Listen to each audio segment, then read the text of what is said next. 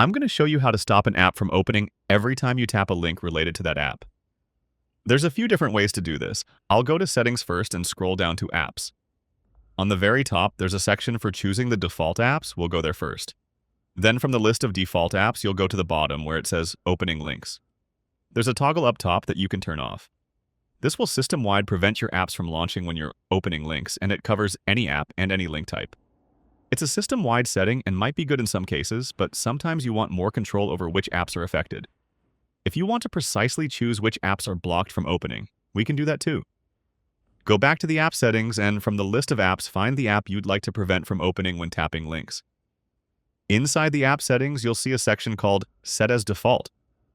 Tap that and you'll get a toggle for opening supported links. Turning that toggle off will prevent this particular app from launching when you're opening links, but all the other apps on your device will still function normally. One thing I want to call out, if you're using Samsung Internet or Firefox, they have their own secret toggle.